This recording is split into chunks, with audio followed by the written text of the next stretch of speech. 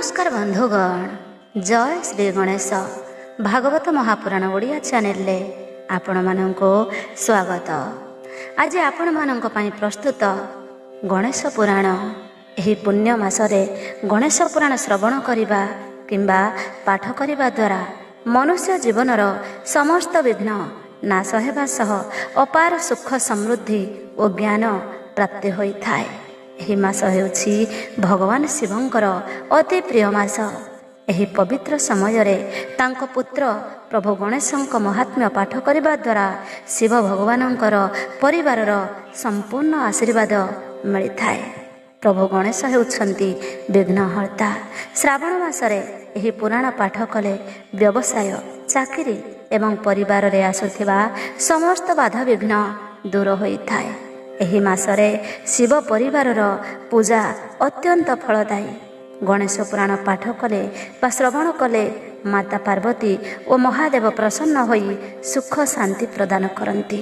विशेष करी छात्र छात्री माने एही समय रे गणेश पुराण पाठ कले बा श्रवण कले सेमानंकर स्मरण शक्ति और बुद्धि वृद्धि पाइथाय। घरु नकारात्मक शक्ति बा दरिद्रता दूर हुए एवं धन धान्यर आगमन होइथाय। तेबे आसंतु बंधुगण, आज रही पवित्र दिन रे आरंभ करिबा गणेश पुराण। चैनल रे जदि नुआ अछंती चैनल को सब्सक्राइब करी कमेंट बॉक्स रे जय श्री गणेश निश्चय लिखिदेवे। तेबे आसंतु गणेश पुराण आरंभ करिबा पूर्वरु प्रथमे श्री गणेशंकर स्तुति पाठ करिबा। श्री गणेशर स्तुति। जय जय गणनाथ गौरी नंदन, जय जय लंबोदर गजेन्द्र वदन, जय जय गणपति खर्वकुन्तधारी, जय जय दीर्घ बाहु सुधा लडुधारी,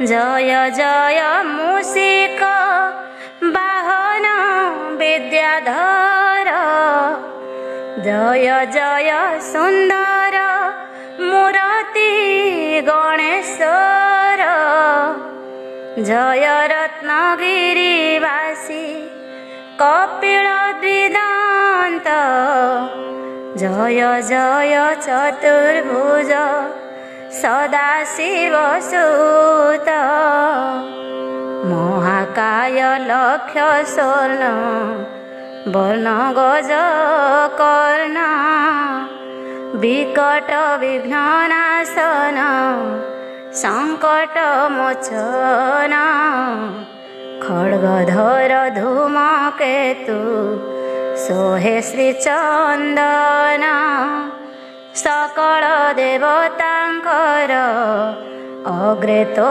वंदन, गौरव गंजन साधु जनप्रिय सदा, क्षण के वैरी कूल करि देउ पदा, गंडस्थल निरंतर मकरंद बहे, सुंदर यज्ञ कईता कंधे शोभा पाए, ज्ञान प्रदायक तुमे हे गणनायक, पाशांकुशे त्रिशूले विघ्न विनाशक, कंठरे मुकुतार सदा विराजई, कपाळे चंदन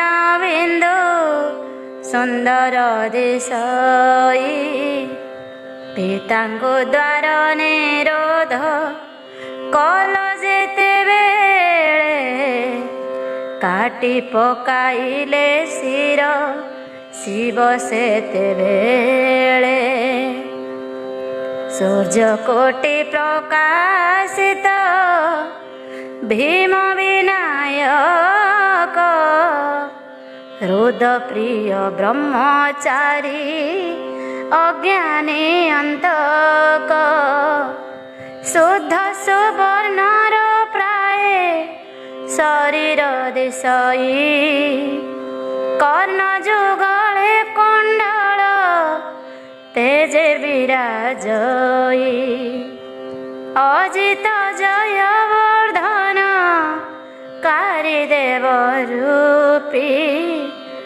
यज्ञ रूपी विष्णु रूपी कंदर्प स्वरूपी आदिदेव आदि कर्ण माया विवर्जित नमो नमो गणपति त्रैलोक्य पूजित सेनाध्यक्ष जाड्यर कल्याणदायक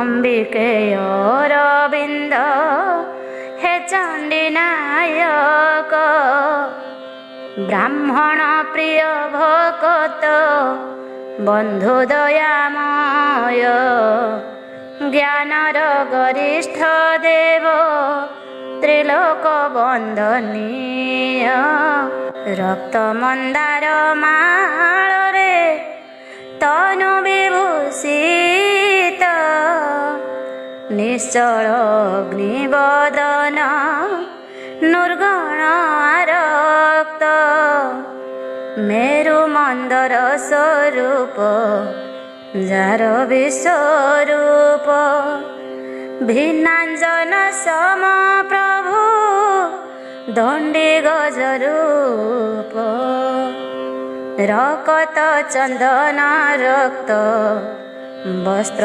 परिधान नमस्ते नमस्ते प्रभु अंबिकानंदन प्रसारित मधुगंध आघ्राण लोलुप होई विराजन्ति गंड स्थल रे मधुप दंताघात विदारित बहिरी रुधिरे रक्त सिंधुर पराए देह शोभा करे शंकुवर्ण प्रचंड शांत भवात्मज ऋषि बंधनीय तुम्भ चरण पंकज नमो विघ्न विनायक अभय वरद कि स्तुति करिबी मुहि अज्ञान निर्बोध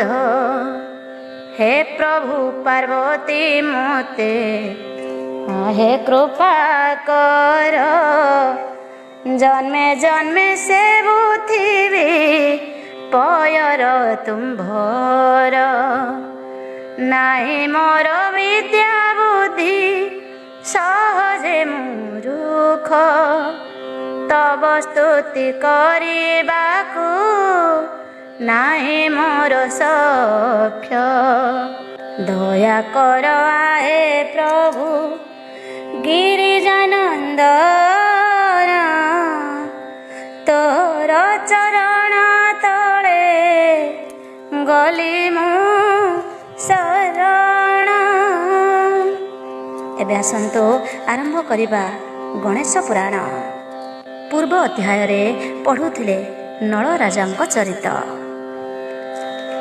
दमयंती सह तुम्भे प्रवेशिल बने एहि तापन क्षण जागे मोर मने दमयंती खेल रे न कले राजा पण मोहर वांछित विधि करिला घटन एहा कही पाशा शिर पुष्पर आनिले आत्मापण कही दुहे खेलिण बसिले देखंतु धर्मर कर्म आहे सर्वजन दुष्ट कली द्वापर ए नाहांती से क्षण सार धरिण फिंगन्ते नल दंड धारी से क्षण धर्म नौकारे होइले से पारी ଜାଣିଲେ ନିଶ୍ରଦ୍ଧପତି ହାରିଲେ ପୁଷ୍ପର, ଭାଳଇ ପୁଷ୍ପର ମନେ ହୋଇଲା ଦୁଷ୍କର।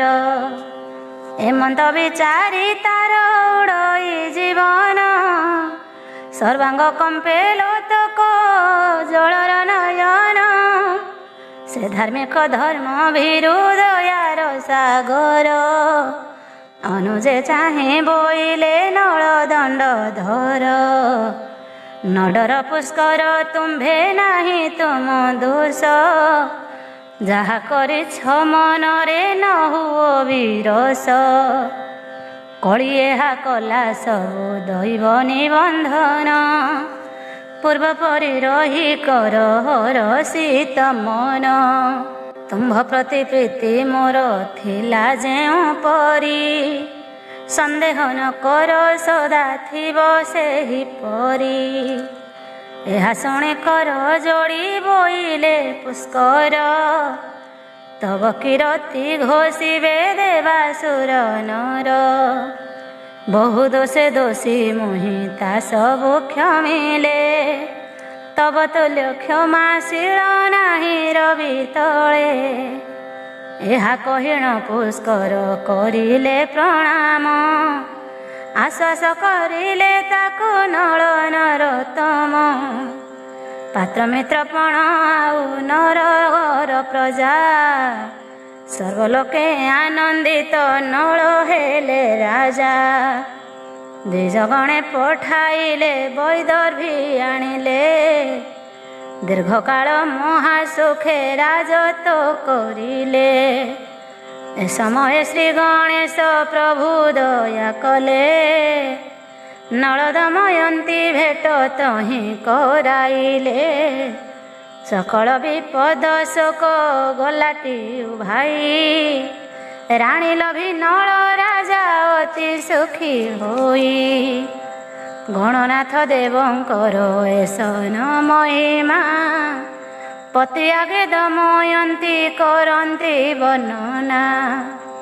ଆହେ ନାଥ ଗଣନାଥ ବିପଦ ତାରଣ, ତାଙ୍କ ସେବା କରି ମୁହିଁ ଲୋଭିଲି ଆପଣ। ଅତଏବ ତାଙ୍କ ବ୍ରତ ଆଚର ହେ ପତି, ନଥିବ ଦୁର୍ଗତି ଆଉ ନଥିବ ବିପତ୍ତି। ଯେଉଁ ନଳ ତାଙ୍କ ବ୍ରତ ପ୍ରଭାବ ଶୁଣିଲେ, ସେଦିନ ସେ ଗଣନାଥ ପୂଜା ଆରମ୍ଭିଲେ। ସର୍ବସଙ୍କଟରୁ ପାର ହୋଇ ନଳ ରାଜା, ରାଜଧନ୍ୟ କଲି ପୁଣି ପାଳିଥିଲେ ପ୍ରଜା। କେତେ ଦିନେ ନରପତି ଚିନ୍ତ ମନେ ମନ, ଇନ୍ଦ୍ରସେନେ ରାଜ୍ୟଭାର କରିଲେ ଅର୍ପଣ। ନିଜ ପୁତ୍ରେ ରାଜା କରି ନଳ ନରପତି, ସ୍ୱର୍ଗଲୋକ ଗଲେ ସଙ୍ଗେ ଘେନି ଦମୟନ୍ତୀ। କୃଷ୍ଣ ବୋଇଲେ ଯୁଧିଷ୍ଠି ଶୁଣିଲ ସକଳ, ତୁମ୍ଭଠାରୁ ବଳି ଦୁଃଖ ପାଇଥିଲେ ନଳ। ସମ୍ପଦ କାହାର କେବେ ନର ହୋଇ ସ୍ଥିର, କ୍ଷଣ ମାତ୍ର ରହେ ଯେନେ ଜୁଆରର ନୀର। ଆସି ନ ପାରହି ସୁଖ ନ ଯାଇ ତ ଦୁଃଖେ, ମନ୍ଦ କାଳେ ଭୋଗିବାକୁ ହୁଏ ବହୁ ସୁଖ। ପରମାର୍ଥ ଚିନ୍ତା ରାଜା କର ଅନୁକ୍ଷଣ, ଦୁଃଖ ସୁଖ ହୁଏ ସବୁ କର୍ମ ନିବନ୍ଧନ। ନଳଙ୍କ ଚରିତ ଆଉ ନଳଙ୍କ ଶାସନ, ଏକ ମନ ହୋଇ ଶୁଣେ ଯେବେ କେହି ଜନ। ଖଣ୍ଡଇ ବିପଦ ଭୟ ପାଏ ବାଞ୍ଛା ଫଳ, ବଂଶ ବୃଦ୍ଧି ହୁଏ ତାର ସୁଖେ କଟେ କାଳ। କଦାପି କଳିର ବାଧା ନ ଲାଗିବ ତାକୁ, ଅନ୍ତିମେ ସେ ଲୋକ ନିଶ୍ଚୟ ଲୋଭେ ବୈକୁଣ୍ଠକୁ। ଅତି ବଡ଼ କଥା ଏହି ନଳଙ୍କ ଚରିତ, ସୂକ୍ଷ୍ମୀ ପ୍ରକାଶିଲୁ ଜାଣ ଆହେ କୁନ୍ତି ସୁତ। ଗଣେଶ ମହିମା ଶୁଣି କହି ତ ନ ଯାଇ, ଆଉ କିଛି ପ୍ରକାଶିବା ଶୁଣ ମନ ଦେଇ। ଯେ ଶୁଣଇ ତାର ଦୁଃଖ ଶୋକ ହୁଏ ଦୂର, ନଳ ପରି ଘୋର ଦୁଃଖ ହୁଏ ସେ ଉଦ୍ଧାର। ଚିନ୍ତି କରୁଣା ସାଗର ଚରଣ ସରୋଜ, ନଳ ଚରିତ ଲେଖିଲା ବାସୁଦେବ ଦ୍ୱିଜ। ଆହେ ପ୍ରଭୁ ନଳ ଦୁଃଖ ହରିଲ ଯେପରି, ଅଚିରେ ଦୁଃଖ ଖଣ୍ଡନ୍ତୁ ମୋହର ସେପରି। ମାନ୍ଧାତା ଚରିତ ବର୍ଣ୍ଣନ ଓ ଗଣେଶ ମହାତ୍ମ୍ୟ କୀର୍ତ୍ତନ। ଶ୍ରୀକୃଷ୍ଣ ଉବାଚ ଶୁଣ ଯୁଧିଷ୍ଠିର ରାୟ ହୋଇ ସାବଧାନ, ନଳଙ୍କ ଚରିତ ପୂର୍ବେ କରିଛ ଶ୍ରବଣ। ଗଣେଶ ମହାତ୍ମ୍ୟ ପୁଣି ମାନ୍ଧାତା ଚରିତ, ଶ୍ରବଣ କରିଣ ହୃଦେ ଦେବ ବିମୋହିତ। ପବିତ୍ର ଚରିତ ସେହି ମାନ୍ଧାତା ନୃପତି, ସତ୍ୟ ଯୁଗେ ସୁବିଖ୍ୟାତ ଥିଲେ ମହାମତି।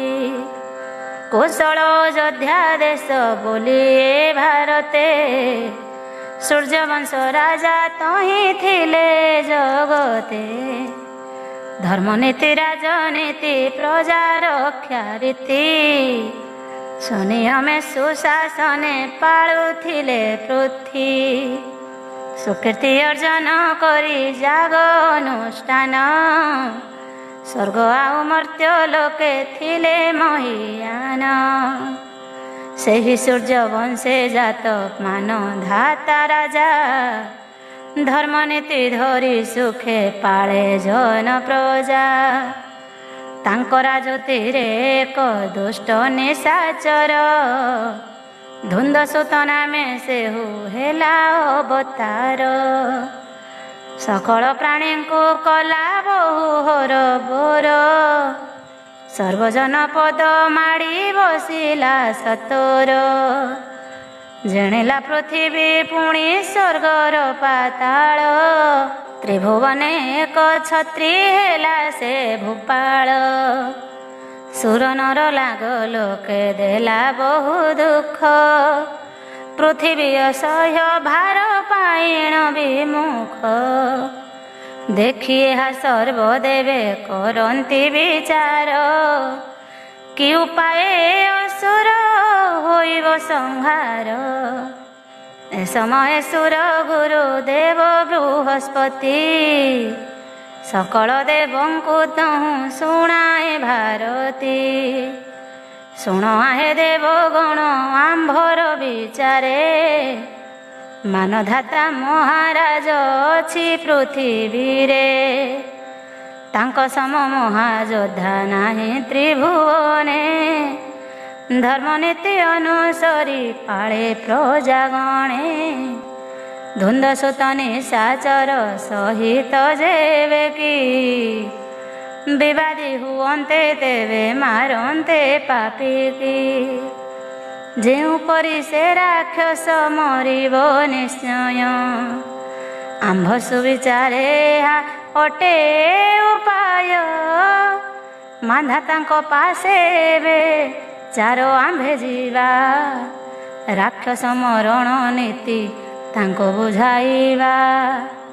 ଧୁନ୍ଦସୁତ ସଙ୍ଗେ ରାଜା କଲେ ମହାରଣ, ମରିବ ଦଇତ ଏହା ବିଧିର ବିଧାନ।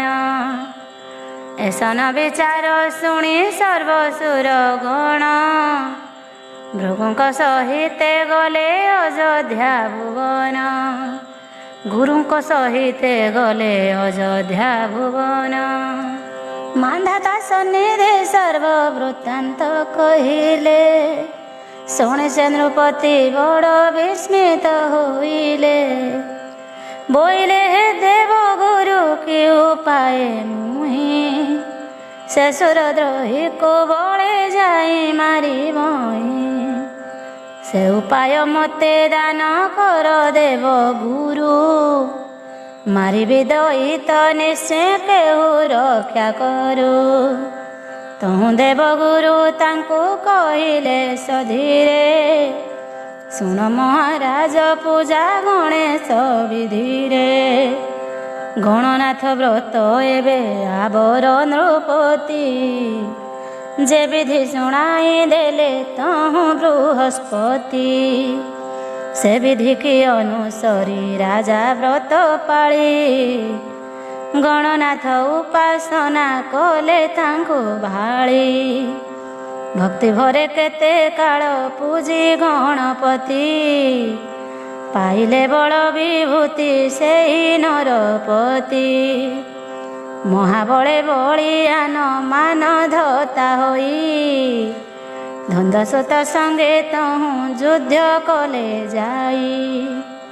ଘୋର ଯୁଦ୍ଧେ ଦଇତାକୁ କରିଲେ ନିହତ, ଗଣନାଥଙ୍କ ପ୍ରସାଦେ ହେଲେ ସେ ବିଖ୍ୟାତ। ଏ ବିଷୟ ଇତିହାସେ ଅଛି ବିସ୍ତାରିତ, କହିଲୁ ସଂକ୍ଷେପେ ଫେଡ଼ି ଜାଣ କୁନ୍ତି ସୁତ। ଜାଣନ୍ତି ସକଳେ ଧନ୍ଦସ୍ୱତ ସମାଚାର, ଧନ୍ଦ ମାରି ମାନ ଧାତା ହେଲେ ଧନ୍ଦ ମାର। କାନ୍ତାପତି ଚରିତ ଏଥୁ ଅନ୍ତେ ଶୁଣ ହେ ଧର୍ମଙ୍କ ନନ୍ଦନ। କାନ୍ତାପତି ବୋଲି ଏକ ଥିଲା ଦୈତ୍ୟ ପୁଣ, ସେ ପୁଣ ଦୁର୍ଦ୍ଧର୍ଷ ଅତି ପ୍ରତାପୀ ହୋଇଲା। ଦେବରାଜ ଇନ୍ଦ୍ର ସହ ଯୁଦ୍ଧ ଆରମ୍ଭିଲା, ସେ ଯୁଦ୍ଧରେ ସଚିପତି ବଳେ ଯାଇ ହାରି। ଅପମାନେ ଗୁରୁ ପାଶେ କରନ୍ତେ ଗୁହାରି, ସୁରଗୁରୁ ତହୁଁ ତାଙ୍କୁ ଦେଲେ ଉପଦେଶ। କର ଆହେ ଗଣପତି ପୂଜା ହେ ସୁରେଶ, ଗୁରୁ ଉପଦେଶ ମାତି ଦେବତାଙ୍କ ପତି।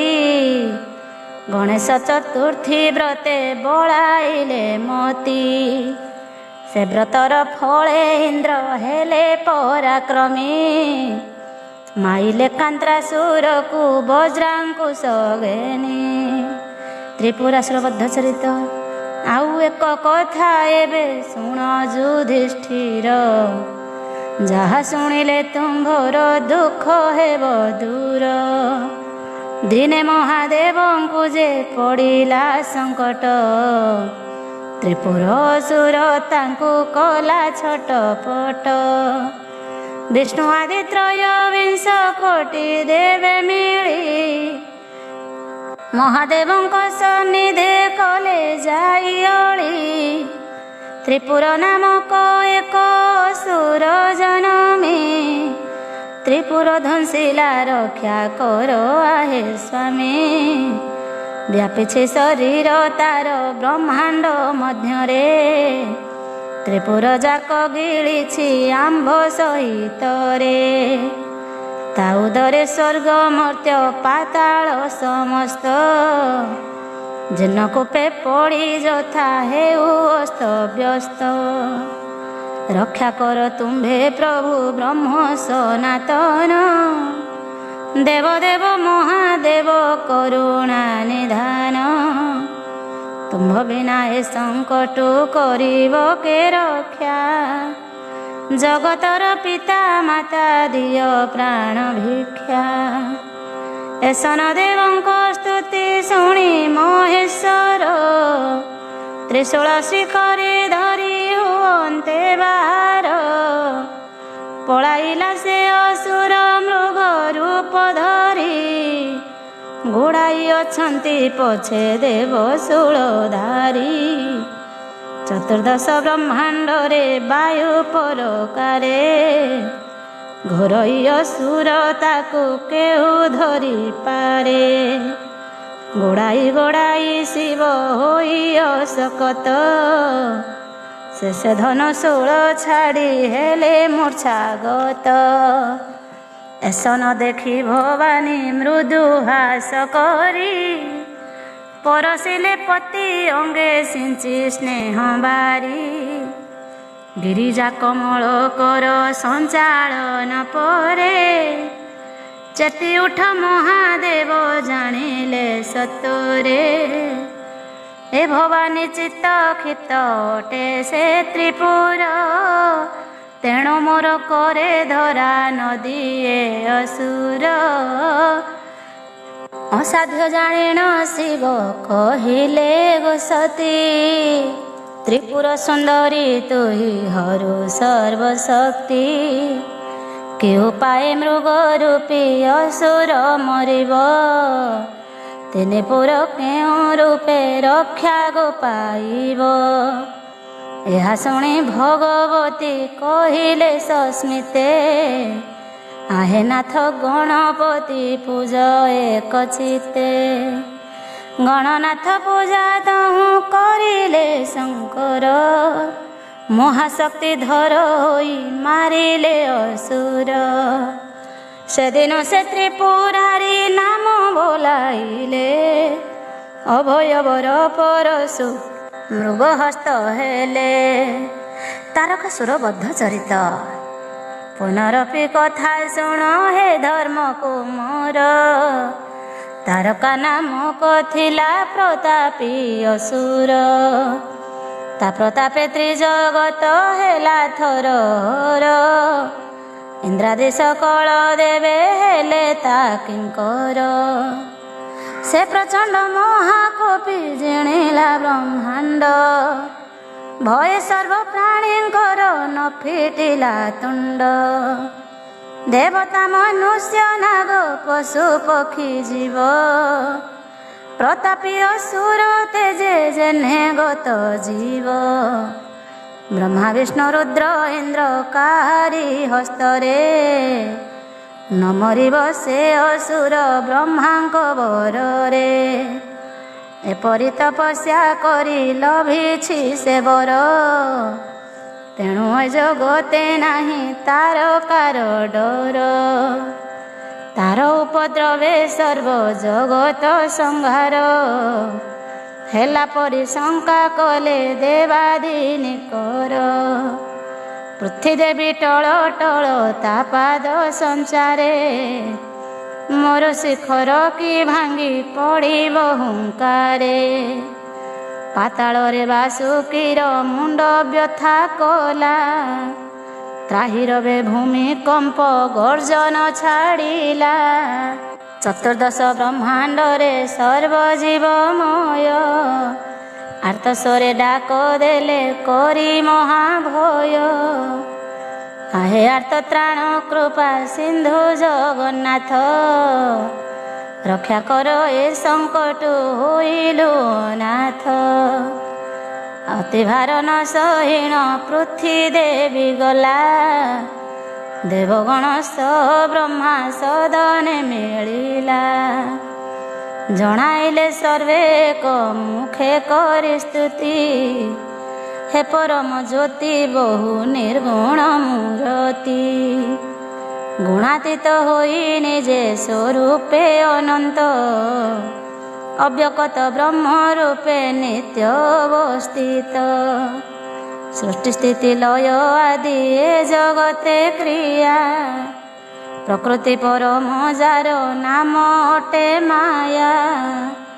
ସେ ମାୟାରେ ଆଦି ଅନ୍ତ ମଧ୍ୟ ଅବସାନ, ତୋ ବିନା ନ ଜାଣେ କେହି ସକଳେ ଅଜ୍ଞାନ। ପିତା ମାତା ଦାତା ଭୁକ୍ତ ମୁକ୍ତିର ବାରତା, ଭୂତ ଭବିଷ୍ୟତ ବର୍ତ୍ତମାନର ବିହନ୍ତା। ଆମ୍ଭେ ସର୍ବଭୂତ ଗଣ ତୋ କାଳ ସମ୍ଭୂତ, ତବ ଇଚ୍ଛା ବଳେ ପୁଣି ଲଭିବୁ ପଞ୍ଚତ। ମାତ୍ର ଏକ କାଳ ସର୍ବ ପରାଣ ଉପରେ, ଭୟଙ୍କର ରୂପ ଏକ ଅଧିକାର କରେ। ସେ କାରଣୁ ଆଜି ତୁମ୍ଭ ସକଳ ସନ୍ତତି, ଜଣାବନ୍ତି ଆସି ପାଶେ ସନ ଦୁର୍ଗତି। ତାରକା ନାମା ଅସୁର ଦେଲା ବହୁ ଦୁଃଖ, ରକ୍ଷା କର ପିତାମହ ନାହିଁ ଆମ୍ଭ ସୁଖ। ଏହା ଶୁଣି ବ୍ରହ୍ମା ତାଙ୍କୁ କହିଲେ ସଧୀରେ, ଆଶ୍ୱସ୍ତ ହୁଅରେ ବତ୍ସ ଘେନ ଏ ବିଧିରେ। ଗଣନାଥ ଆଦି ଦେବ ତାଙ୍କୁ ଷଡ଼ାନନ, ପୂଜିଲେ ଅସୁର ନିଶ୍ଚୟ ହୋଇବ ନିଧନ। ବ୍ରହ୍ମବାଣୀ ଶୁଣି ଦେବ ହୋଇଲେ ଆଶ୍ୱସ୍ତ, ଷଡ଼ାନନ କାଳେ ପୂଜା କରି ଗଣନାଥ। ମାରି ସେ ତାରକାସୁରେ ହେଲେ ତାରକାରୀ। କାର୍ତ୍ତିକେୟ ମହାସେନା ନାମ ଯାହାଙ୍କରି। ଶ୍ରୀ ଗଣେଶ ଆଦି ପୂଜ୍ୟ ଦେବ ସନାତନ। ଲେଖେ ବାସୁଦେବ ଦାସ ଚିନ୍ତି ଶ୍ରୀଚରଣ। ସମ୍ବରାସୁର ବଦ୍ଧ ଚରିତ। ହେତୁ ଅନନ୍ତରେ ଶୁଣ ଧର୍ମ ଯୁଧିଷ୍ଠିର। ଆବର କଥାଏ କହେ ମନ କରି ସ୍ଥିର। ରୁକ୍ମିଣୀ ଆମ୍ଭର ପତ୍ନୀ ତନୟନୀ ମନ୍ତେ। ପୂଜେ ଦେବ ଗଣପତି ସମାହିତ ଚିତ୍ତେ। ଗଣପତିଙ୍କ ପ୍ରସାଦେ ଲୋଭିଲେ ତନୟ। ପ୍ରଦ୍ୟୁମ୍ନ ଯାହାର ନାମ ଜଗତେ ଅଜେୟ। ସେ ତନୟ ଲୋଭି ଅତି ଦୁଷ୍ଟ ଚିତ ହୋଇ। ପୁତ୍ରର ସୌଭାଗ୍ୟ ଭାଗି ପୁଣି ଆରାଧଇ। ରତ୍ନ ଜଳି ଜଆରତି ସୁଖେ ସଜାଡ଼ିଣ। ବନ୍ଧଇ ସେ ମହାନନ୍ଦେ ଗଣେଶ ଚରଣ। ନାନା ଦ୍ରବ୍ୟ ଉପହାରେ ସୁରଙ୍ଗ ପାତ୍ରରେ। ପୂଜଇ ସେ ଗଣପତି ପଦ ସରୋଜରେ। ବନ୍ଦୀ ଗୃହେ କଲା ତାର ତନୟ ସୁନ୍ଦର। ସମ୍ବର ସୁର ଘରେ ପ୍ରିୟା ସହିତର। ପ୍ରଦ୍ୟୁମ୍ନ ଯେ କାମ ଦେବ ପୂର୍ବ ଜନ୍ମେ ଥିଲା। ହରକ ପାନଳେ ସେହୁ ଭସ୍ମୀଭୂତ ହେଲା। ତାର ପତ୍ନୀ ରତି ଦେବୀ ପତି ଦଗ୍ଧ କାଳେ। ଅସହ୍ୟ ବୈଧବ୍ୟ ଦୁଃଖେ କାନ୍ଦିଲା ବିକଳେ। ପତି ଭସ୍ମ ଚିତା ନଳେ ନିଜ ଦେହ ପାତ। ଇଚ୍ଛିଲା ଯେ କାଳେ ଶୂନ୍ୟ ଶବ୍ଦ ହେଲା ଜାତ। ନତେ ଜଗରତି ଦେବୀ ତୁମ୍ଭରି ଶରୀର। ଲଭିବଟି ତୁମ୍ଭେ ଅଳ୍ପ କାଳେ ତୁମ୍ଭ ବର। ଦେବହିତେ ତୁମ୍ଭ ପତି ହରକ ପାନଳେ। ଭସ୍ମୀଭୂତ ହୋଇଛନ୍ତି ଜନ୍ମିବେ ସଂସାରେ। ସେ ପର୍ଯ୍ୟନ୍ତ ତୁମ୍ଭେ ଦେହ ଧରି ରଖ ସତୀ। ଆମ୍ଭ ସର୍ବଦେବଙ୍କର ଘେନ ଏ ବିନତି। ଦେବ ବାକ୍ୟ ରତି ଦେବୀ ଶୋକ ପରିହରି। ନିବର୍ତ୍ତିଲେ ଚିତାନକୁ ଦେହ ରକ୍ଷା କରି। କାଳେ ପୁଣି ରତି ଦେବୀ ହେଲେ ଅପହୃତା। ସମ୍ବରାସୁର ଗୃହରେ ବନ୍ଧନ ପୀଡ଼ିତା। କେତେ ସେ ଅସୁର ତାଙ୍କୁ କରିଲା ବିନତି। ପତ୍ନୀ କରିବି ହରିବ ଅଭିଳାଷତି। କିନ୍ତୁ ରତି ଦେବୀ ଦୈତ୍ୟ ଠାରେ କଲେ ପଣ। ରୁକ୍ମିଣୀ ତନୟ ଯେବେ କରିବ ହରଣ। ଏନ୍ତୁଡ଼ି ଶାଳରୁ ଆଣି ମୋ ପାଶରେ ଦେବ। ତେବେ ଯାଇ ତୋ ସଙ୍ଗରେ ବିହାର ହୋଇବ। ଏ ସମୟ କାମ ଦେବ ରୁକ୍ମିଣୀ ଗର୍ଭରୁ।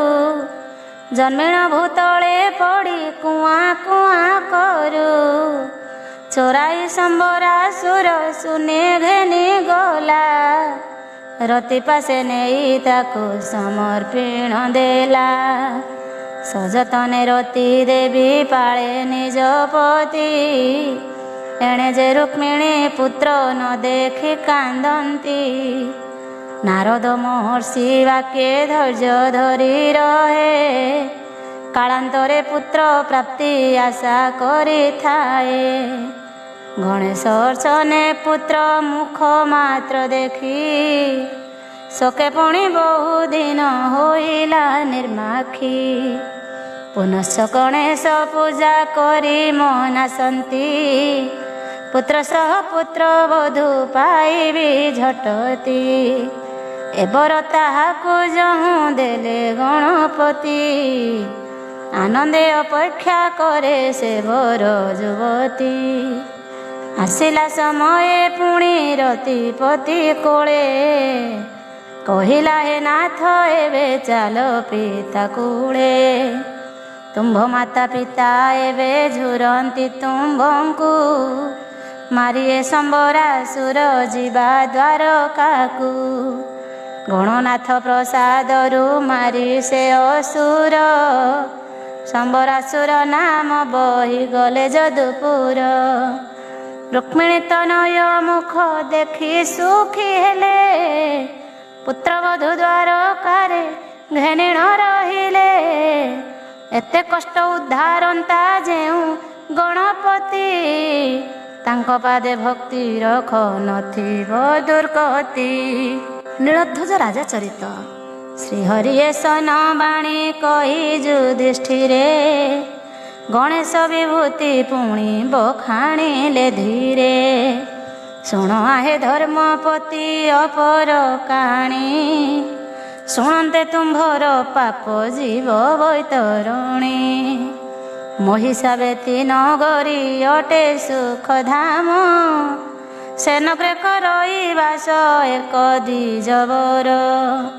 ତାର ଏକ ପୁତ୍ର ମାତ୍ର ସେ ମୂଢ଼ ପାମର, ଗାଈ ବାଛୁରୀ ଚରାଇ ବୁଲଇ ସେ ନୀତି। ବ୍ରାହ୍ମଣ ବିଚରା ଭିକ୍ଷା ମାଗି ଆସେ ରାତି, ଏହିପରି କେତେ କାଳ ଯହୁଁ ଗତ ହେଲା। ଦିନେ ତା ଜନନୀ ଗଣପତି ସେବା କଲା, ଉପବାସେ ରହି ଗଣ ଦେବଙ୍କୁ ଭଜଇ।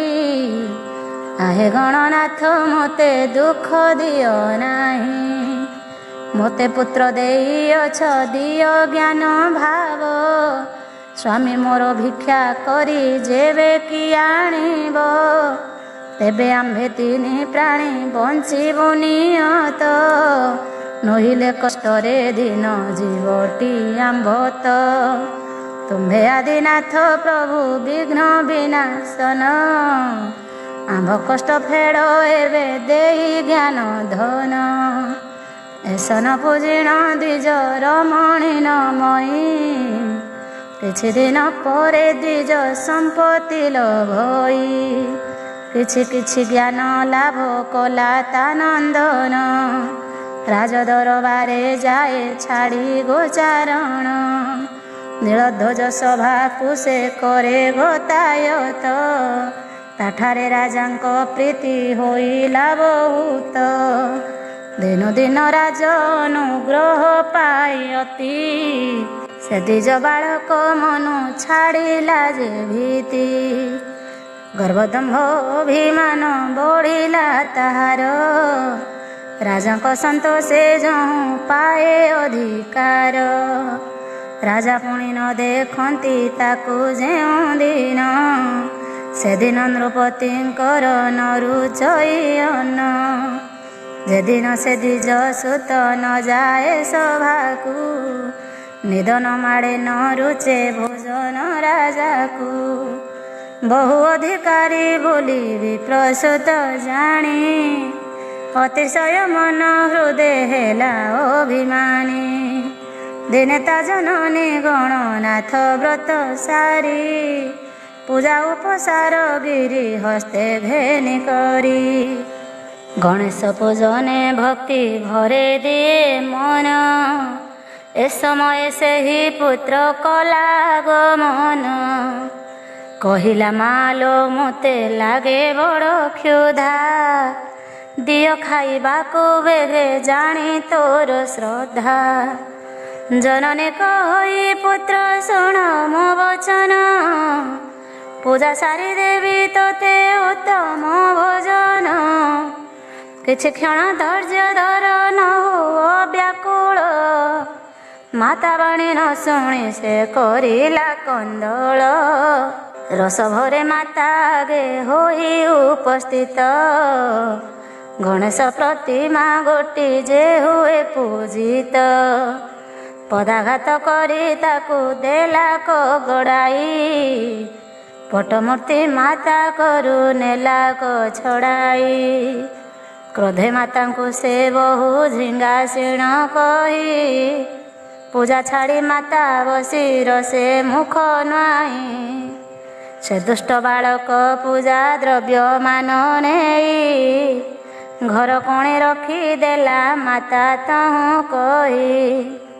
ଆରେ ଦୁର୍ଦଣ୍ଡ ତୁଇ କିଛି ନ ଜାଣିଲୁ, ତୋ ପାଇଁ ଯାହାକୁ ପୂଜେ ତାହା ନଷ୍ଟ କଲୁ। ଏଥିରେ ତୋର ବା କେଉଁ ଭଲ ହେବ, ମୋ କପାଳେ ସେ ବିଧାତା ଯାହା ଲେଖିଥିବ। ମାତାର ବଚନ ଶୁଣି କହେ ସେ ବାଳକ, ଭଲ ନହେଲେ ଅଇଲ ଯାହା ଥିବ ଏକ। ଏହା କହିଗଲା ତହୁଁ ନୃପତି ସଭାକୁ, ମନରେ ଦୁଶ୍ଚିନ୍ତା କରି ଯାଏ ଅମାର୍ଗକୁ।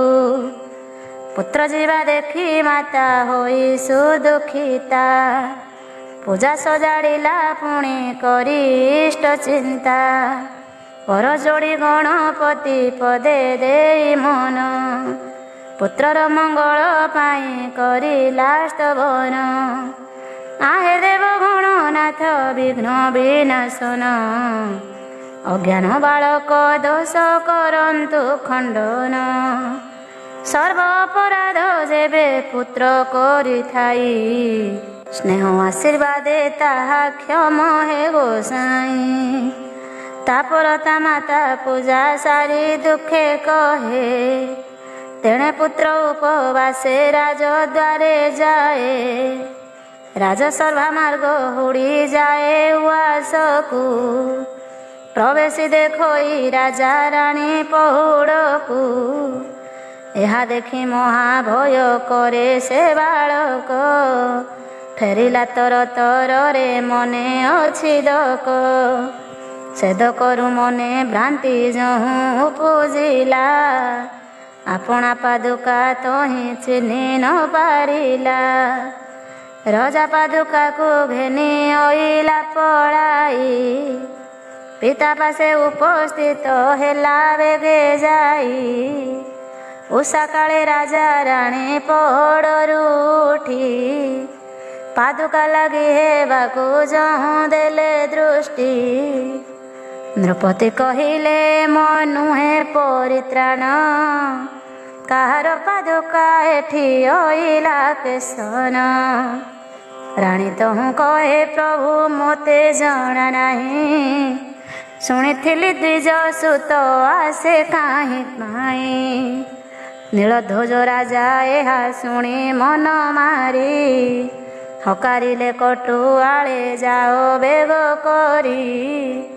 ଘେନି ଆସ ସେ ଦୁର୍ଦ୍ଦଶ ବ୍ରାହ୍ମଣ ଟୋକାକୁ, ଚଣ୍ଡାଳ ହସ୍ତରେ ଦେଇ ବୁଲାଅ ତାହାକୁ। କହୁଁ କହୁଁ ଗଲେ ଧାଇଁ ତହୁଁ କଟୁଆଳେ, ଧରି ଆଣି ସମର୍ପିଲେ ରାଜାଙ୍କ ଛାମୁରେ। ଚଣ୍ଡାଳ ହସ୍ତରେ ଦେଇ କହିଲେ ନୃପତି, ନେଇ ଅରଣ୍ୟରେ ମାର ଏ ଦ୍ୱିଜ ସନ୍ତତି। ଚଣ୍ଡାଳେ ସେ ବାଳକକୁ ଯହୁଁ ଘେନି ଗଲେ, ଏ ସମ୍ବାଦ ତା ଜନନୀ ତକ୍ଷଣ ଶୁଣିଲେ। ଆତୁରେ ସେ ଗଣପତି ଠାରେ କଲେ ଧ୍ୟାନ, କର ଯୋଡ଼ି ବୋଲେ ରକ୍ଷା କର ପୁତ୍ର ପ୍ରାଣ। ଆହେ ଗଣନାଥ ପ୍ରଭୁ ସେବା କରି ମୁହିଁ, ପାଇଅଛି ତୁମ୍ଭ କୃପା ବଳେ ହେ ଗୋସାଇଁ।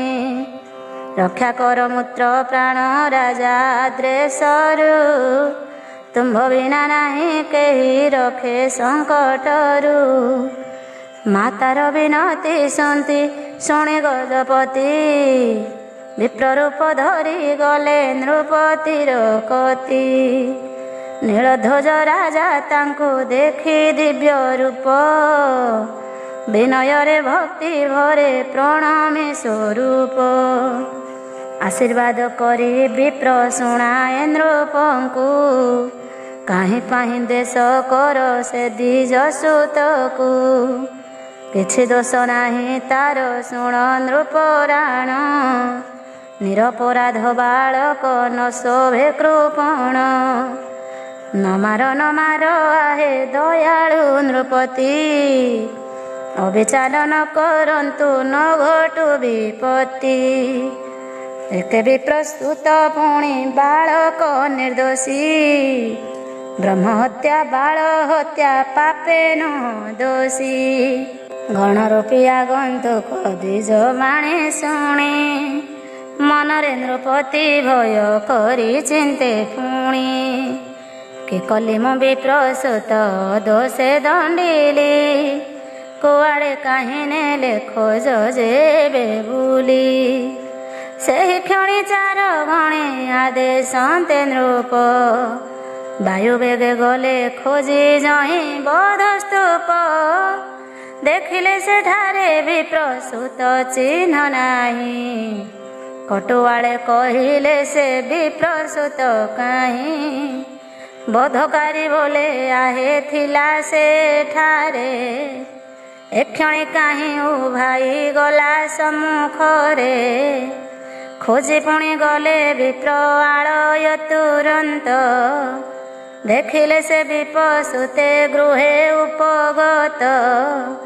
ମାତା ପାଶେ ବସି ଅଛି ଆନନ୍ଦ ମନରେ ଫେରି ଆସି ଜଣାଇଲେ ନୃପତି ଛାମୁରେ ରାଜା ଶୁଣି ବିସ୍ମିତ ଯେ ହୋଇଲେ ସତୋର ଆଗନ୍ତୁକ ପୁଣି କାହିଁ ହୋଇଛି ଅନ୍ତର ଜାଣିପାରି ରାଜା ଦେବ କୂଟକୁ ଭାବିଲେ ଭାଗ୍ୟ ମୋର ମହାପାପ ଦ୍ୱିଜ ଉଦ୍ଧାରିଲେ ଧନ୍ୟ ଧନ୍ୟ ମୋର ଇଷ୍ଟ ଦେବ ଭଗବତୀ ରକ୍ଷା କଲୁ ବ୍ରହ୍ମ ବାଳ ହତ୍ୟାରୁ ଝଟତି ତେଣେ ବିପ୍ରସୂତ ମାତା ପାଶେ ଉପସ୍ଥିତ ଦେଖି ମାତା କୃତ୍ୟ କୃତ୍ୟ ହେଲା ଆନନ୍ଦିତ ଗଣନାଥେ ବହୁ ସ୍ତୁତି କରି ତା ଜନନୀ ଧନ୍ୟ ଗଣପତି ମତେ ଦେଲ ପୁତ୍ରମଣି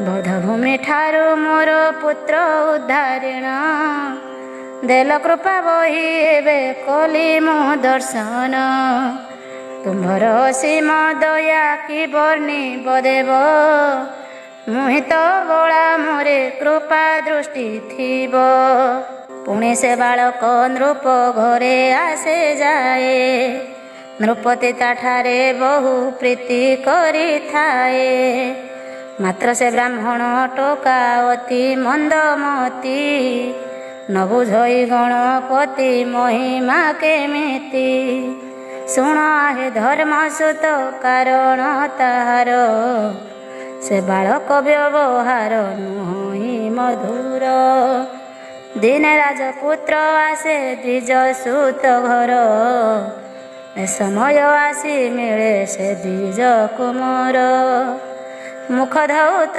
କାରଣେ ନୃପତି କୁମାରେ ଜଳପାତ୍ର ନେଇ ଦେଲା ଆନନ୍ଦ ମନରେ ହେଲା ତହିଁ କରୁଣା ଗଳନାଥଙ୍କର ଯେ ଆଶ୍ଚର୍ଯ୍ୟ କଥା ହେଲା ଶୁଣ ଯୁଧିଷ୍ଠିର ମୁଖ ପ୍ରକ୍ଷାଳନ ପାତ୍ର ଛୁରୀ ହୋଇ ଖରେ ରାଜପୁତ୍ର ମୁଣ୍ଡ ଗୋଟି ଲାଗେ ଢାଳ ପରେ ତହୁଁ ରାଜପୁତ୍ର ମୁଣ୍ଡ ହେଲା ଜଳ ପାତ୍ର ଅଚେନା ହୋଇଲା ରାଜସୁତ ଏ ବିଚିତ୍ର ଏ କୌତୁକପୁରବାସୀ ଦେଖନ୍ତି ସେଠାରେ ଦ୍ୱିଜସୁତ ଏ ଚରିତ୍ର ଦେଖି ଭୟ କରେ ମନେ ମନେ ଭଗବାନ ଧ୍ୟାଏ ଦ୍ୱିଜସୁତ କେ କରିବି ଏ ବିପଦୁର ଖୋହେ ଅଚ୍ୟୁତ ସେହି କାଳେ ଆଶ୍ଚର୍ଯ୍ୟ କଥା ଦେଖିକରି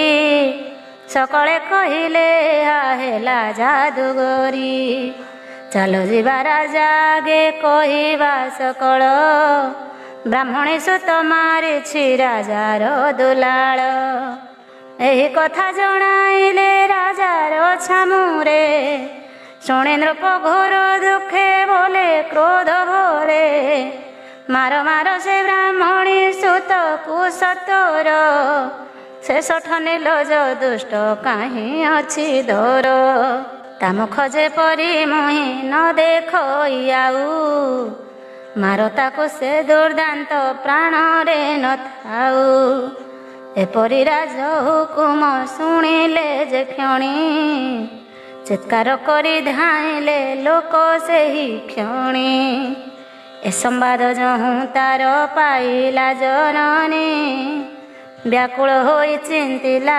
गणेशंकु पुणी गणपति पाद पद्मे जोड़िबेनी कर प्रणमी सेवारे लगी कहे शोके गिर आहे देव गणनाथ ठाकुर मोर पुत्र को करंतु रक्षा स्मरुछि पयर बारंबार दोष ताकू करिछ उद्धार एबेले करिले रक्षा दिशिव सुंदर मो बालक देई मते कर परित्राण मोहर सकल दोष क्षम गजानन धाइछन्ति मारिबाकु लोके मोतनय हे आरत त्राणनाथ हुअन्तु सदय ए संकट रक्षा करी मते दिय सुत अकाल कर्मदायक दया निधि तुत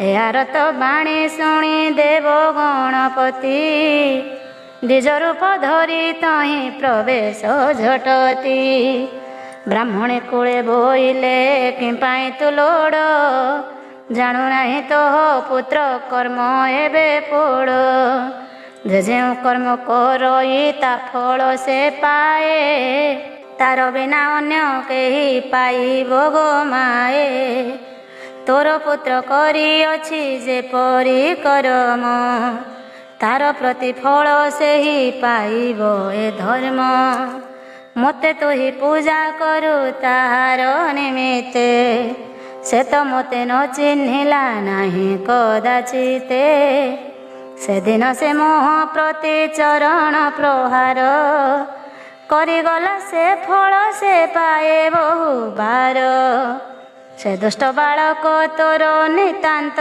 ज्ञान तापाई तो किंपा एते करो निवेदन एपरि से गणपति कहते बुझाई माता पुणी शोक भरे लुतक गड़ाई जानी पारी गणनाथ पदे करे स्तुति घेनो आहे आदि देव मोर ए विनती पूजी देव गणपति प्रणमी से काले अनेक करई स्तुति प्रभु पाद तले कर जोड़ी बारंबार करे निवेदन आहे प्रभु मो बालक नितांत ज्ञान ताहा ठारे कृपा कर करुणा निधान अज्ञान बालक देत खंड भगवान ब्राह्मणीर दृढ़ भक्ति जानी गणपति कृपा करी पुणी ताकू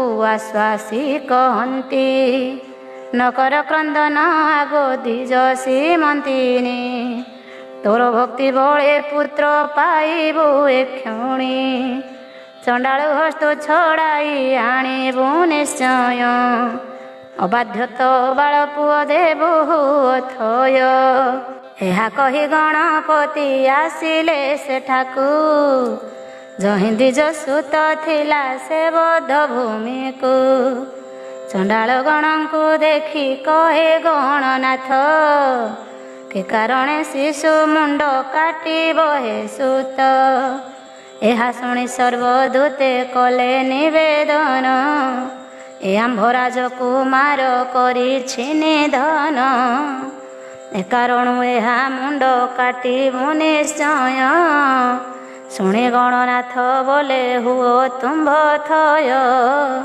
आंभे देखी आसी अछु तुम्भ राजसुत खेलुछंती देख जाई न मार हांत यह शुणी जाई आसी राजांको सन्निधि जणाइले बेगे पुणी सकल प्रणधि आहे महाराजा एबे शुण हेतु करी मथा नाही केही कथा शुणाए परी शुणी तार कथा बड़ आश्चर्य लागई केते विप्रसुत संगे युवराज थाई खेलुछंती बोली कही गले से भाई खोजाई आणन्तु एबे महिमा गोसाई यह शुणी नृपति जे डाकी चार गण आज्ञा देले आंभ सुत खोजिबे ज्ञान आज्ञा पाइसु सेवक गले खरतरे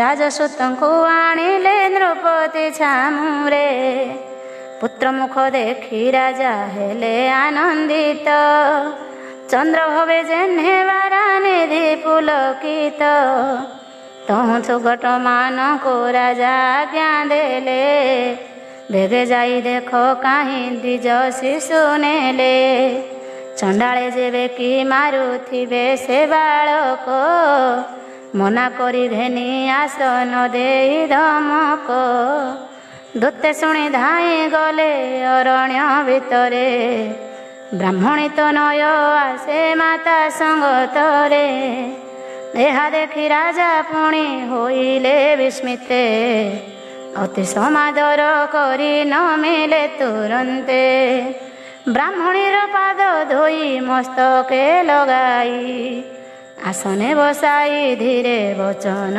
ପୁଛଇ ଏ ତୁମ୍ଭର ପୁତ୍ର ଗୋଟି ବଡ଼ ଦୁଷ୍ଟପଣ କରିବାରୁ ଆମ୍ଭେ ତାକୁ ଦଣ୍ଡୁଏ କାରଣ ଦୁଇ ବୀର ବଧ ଦଣ୍ଡ କରନ୍ତେ ନମରେ ବଞ୍ଚି ଯାଏ କେଉଁ ପରି ବିଚାରୁ ମନରେ କିଛି ମୃତ୍ୟୁ ସଞ୍ଜୀବନୀ ଯୋଗ କି ଗୋଜାଣ ନହିଲେ ବାଳକ କେନେ ଯାଏ ପୁନ ପୁନ ଏ ନିଦାନ ବୁଝିବାକୁ ଡକାଇ ତୁମ୍ଭକୁ ଅଣାଇଲୁ କହ ଦେବି ସେ କଥା ଆମ୍ଭଙ୍କୁ ଏହା ଶୁଣି ସେ ବ୍ରାହ୍ମଣୀ ଉଠି ଆଶୀର୍ବାଦ କରନ୍ତେ ନୃପତି ଶିର ନଇଁ ପଡ଼େ ପାଦ ଉଠି ରାଜା ବ୍ରାହ୍ମଣୀର ପୁତ୍ର ଶିର ପରେ ଶୁକ୍ଳ ଶାଢ଼ୀ ବାନ୍ଧି ଦେଲେ ଆପଣା ହସ୍ତରେ ଏହା ଦେଖି ସେ ବ୍ରାହ୍ମଣୀ ଅତି ସୁଖ ପାଇ ଧନ୍ୟ ରାଜା ତୋର ବୁଦ୍ଧି କାହିଁ ଦେଖି ନାହିଁ ମୋ ପୁତ୍ର ଦରିଦ୍ର ଦ୍ୱିଜ ଜ୍ଞାନ ବାଳକ ଏହାଠାରେ ଶ୍ରୀ ଛାମୁଙ୍କ ହେଲା ଯେ ବିବେକ ସେଥିରେ ଆଶ୍ଚର୍ଯ୍ୟ ଏବେ ହେଲା ଯେ ଏଠାରେ ପ୍ରଭୁ ଭକ୍ତି ଦ୍ୱିଜ ସେବା ଅଛି ତୁମ୍ଭଠାରେ ଇହ ପର ଜଗତରେ ତୁମ୍ଭେ ଯଶୋଧନ ଲଭିଛ ତୁମ୍ଭଙ୍କୁ ମିଳୁ ଦିବ୍ୟ ଧନ ଜ୍ଞାନ ଏମନ୍ତ କହନ୍ତେ ଦ୍ୱିଜ ରମଣୀକୁ ପୁଣି ଆନନ୍ଦ ମନେ ସେ ରାଜା ପୁଛେ ଯୋଡ଼ି ପାଣି ଧେନକ ବ୍ରାହ୍ମଣୀ ମୋର ବିନୟ ଭକତି ଯାହା ପଚାରିବି ତାହା କହନ୍ତୁ ଝଟତି ବଦ୍ଧଭୂମିରୁ ଉଦ୍ଧାରି ଆଣୁଛ କିପରି କେଉଁ ଦେବ ଆରାଧନା ଫଳଟିଏ ପରି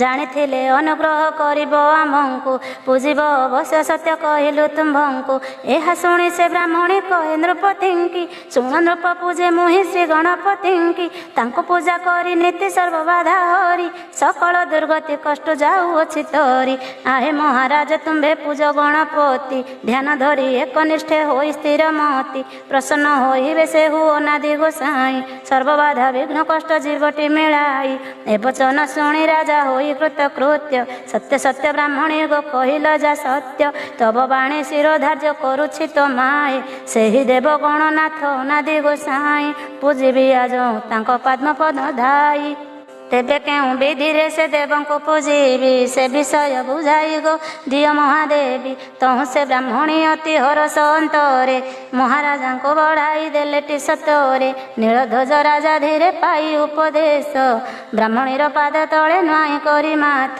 ଭକ୍ତି କରି ବିନୟରେ କହେ ମୃଦୁବାଣୀ ଘେନୁ ଆଗ ଗୁରୁପତ୍ନୀ ଦକ୍ଷିଣା କଲ୍ୟାଣୀ ଘେନି ସେ ବିପୁଳ ଦ୍ରବ୍ୟ ପୁତ୍ର ସହିତରେ ଆଶୀର୍ବାଦ କରି ଦ୍ୱିଜ ନାରୀ ସେ କାଳରେ ଆନନ୍ଦ ମନରେ ନିଜ ଘରକୁ ଆସଇ ରାଜା ଗଣପତି ପୂଜା ସେଦିନ କରଇ ହୋଇଲା ସକଳ ସୁଖ ଗଲା ଦୁଃଖ ମନ ବ୍ରତ ପ୍ରଭାବରେ ରାଜା ହେଲା ମହାୟାନ ସୁତ ପତ୍ନୀ ତ୍ରିତରାଜ ସର୍ବସମୃଦ୍ଧରେ ନୀଳଧ୍ୱଜ ଶୋଭା ପାଏ ଧନ୍ୟ ସେ ମହିରେ, ଗଣନାଥ ପୂଜା କରି ଆହେ ଧର୍ମସୂତ, ଅଚିରେ ତୁଟିବ ଦୁଃଖ ଲଭିରାଜ ଚିତ୍ତ, ଶୁଣି କର ଗଣପତି ପ୍ରଭୁଙ୍କ ମହିମା, କେତେ ବିପତ୍ତିରୁ ତାରେ ନାହିଁ ତାର ସୀମା, ବିଘ୍ନ ବିନାଶନ ନାମ କରୁଣା ନିଧାନ, ପୂଜିଲେ ତାହାଙ୍କୁ ନର କଲେ ମହାଜନ, ବିପଦ ନାଶଇ ସୁଖ ସମ୍ପତ୍ତି ଦିଅଇ, ଅଗ୍ରପୂଜ୍ୟ ଗଣପତି ପଦ ଯେବେ ଧ୍ୟାଇ, ତୁହ ଧର୍ମସୂତ ଏବେ ମନ ଦୃଢ଼ କର, ଗଣନାଥ ପାଦ ପଦ୍ମ ହୃଦେ ନୀତି ସ୍ମର, ଯଥାବିଧି ଯଥା କାଳେ ପୂଜ ଗଣପତି,